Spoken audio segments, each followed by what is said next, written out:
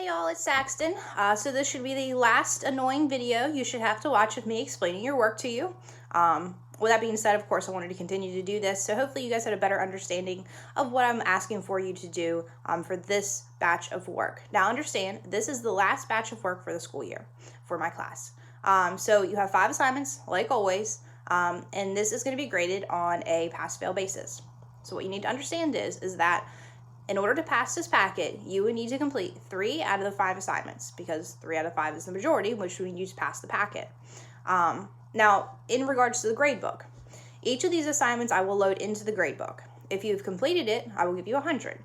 If you didn't complete the assignment, you're going to see an EX loaded into the gradebook. The reason I'll put an EX is so that it does not hurt your grade. However, if I put 100 in, it's going to help your grade. So just something to understand when it comes to the grading purposes. Now this video and actually the packet is going to be both for my level 2 and my level 3 class. In my level 3 class, you poor guys, if we had still been in school, there would only be 3 of you in the classroom with me.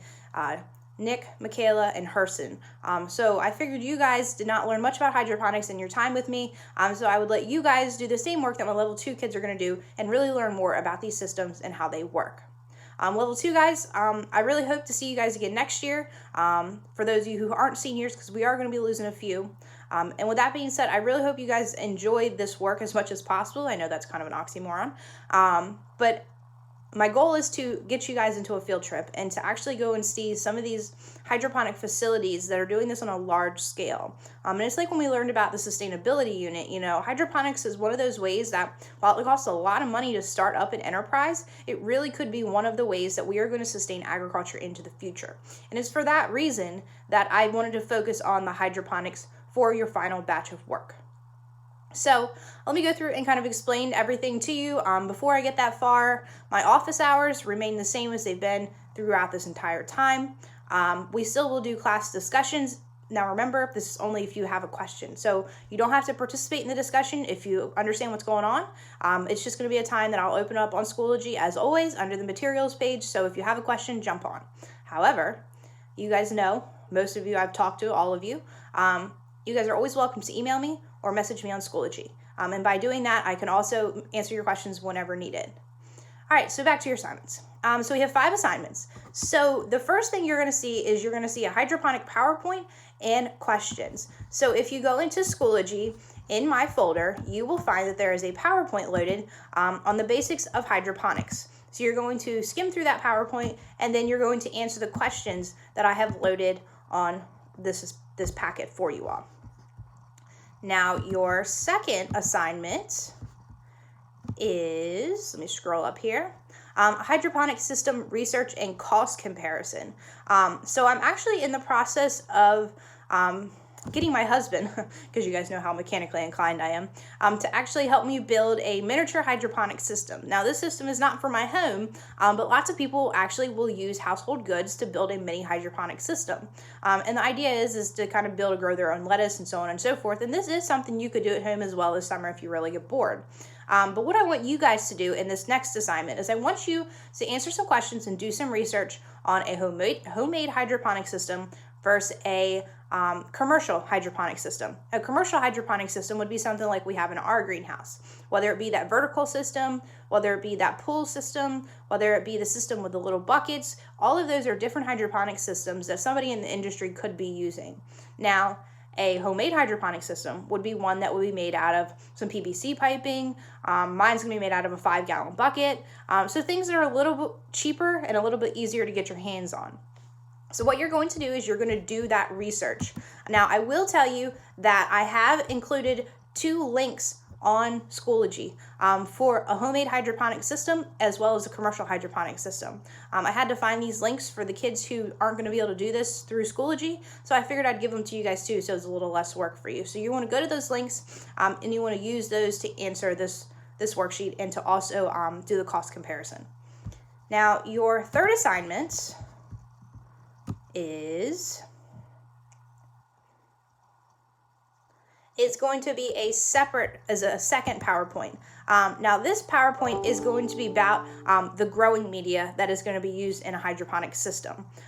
So, hydroponic, we're talking about water, hence the word hydro.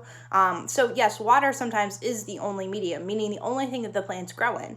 But you'll also find too that a lot of times they are planted in coconut coir or another type of spongy material. Sometimes they're planted in perlite. And so there's a bunch of different mediums that we would use in a hydroponic system versus in a traditional pot, greenhouse growing, situation. You wouldn't want to put something like peat moss into a hydroponic system because it's simply just going to clog everything up and cause a lot of issues.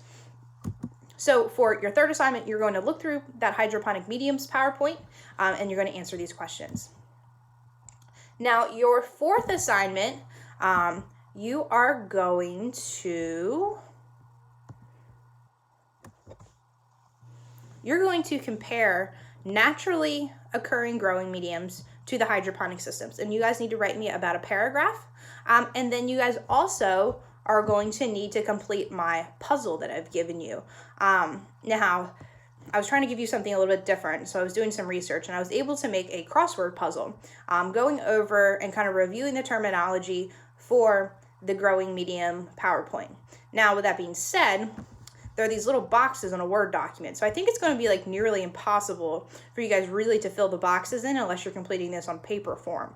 So what my recommendation was, and I wrote this in the assignment, is that, for number 1 across, if you want to just write or type the answer next to the question, that's fine. I don't expect you to try to fill in all these little boxes with the words because I think it's going to be almost impossible. But I figured it'd be something a little bit different for you guys.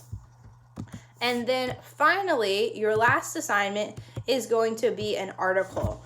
So I've linked an article to Schoology, and it's called The Power of Water. And it's done by, I think Harvard is the one that has actually produced this article. It is very interesting. So what I want you guys to do is to read it and then, of course, summarize it to me. So that is your work, the final batch of work, and how it's all going to work. And remember, this is for my level 2 and for my level 3 students as well. And with that being said, I really hope that a lot of you guys, my level 2 students, that I will be seeing again next year in level 3. Things to look forward to in level 3 is that we are planning our Longwood garden strip. So it's kind of the capstone for you guys. So we'll hopefully take a trip to Longwood. We were supposed to do it this year for level 3, so I apologize for you guys. But of course, Rona had a different idea for us all. So that's something to look forward to. And it's also my goal as well to get into these hydroponic facilities and hopefully to show you guys this as well. So those are some things to look forward to for your level 3 with me. If I'm your pathway, then you need to make sure that you're signed up for that course next year so we can have that for your graduation requirement, because you have to have a pathway in order to graduate high school. Aside from that, I really enjoyed my time with you guys this year. I apologize that it got cut short, and I hope you guys are doing well. I can't wait for next year. I can't wait for us to go back to our traditional classrooms, getting to see all your lovely faces every day, and hopefully going back to normal. With that being said, please feel free to contact me if you have any questions. I'm always happy to help. With that being said, you guys stay safe, and I'll see you soon.